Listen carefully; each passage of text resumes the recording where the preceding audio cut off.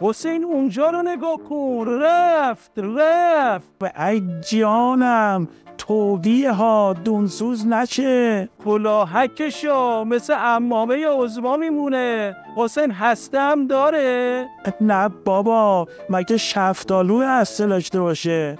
امیرعلی نگاه کن چه قد و قامتی داره، مثل آب جرمکان میمونه. سوتی نده بابا. حسین مستعان آب رو اونو بردی. حسین اون مانیتور رو نگاه کن، اون چیه داره اونطوری مثل اسکولا را میره؟ اون که زرشکیان خودمونه، دنبال منبیات عظما هاست. خوب شد بهش عملیات رو نگفتیم و در لقه میرفت که سخنرانی میکرد همه چی رو نو میداد. نمیخوای الان بهش خبر بدی؟ این چی کار حسنه بهش خبر بدیم؟ این کابینش و عظما برش چیده. میخوای موشک پرونی رو بهش بگیم که چی بشه؟ عظما میدونه، دستیارش مخبرم میدونه.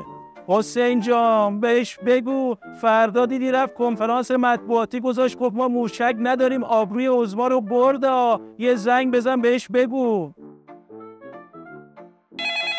الو زرشکی، کجا داری میری واس خودت؟ فازت چیه؟ الو سلام، داشتم میرفتم نونو گرون کنم. خوبی؟ چه خبرها؟ اینجوری نی؟ یه نگاه به آسمون بکن ببین چه کفترهای هوا کردیم. به پیکاسو بگو بیاد نقاشیش کنه. ببخش مزاحم احوالت شدم. الان داری میگی؟ ناسلامتی بار رئیس جمهوری ما؟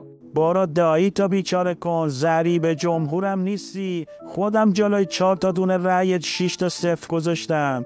الانم که گفتیم از سر زیاد هری.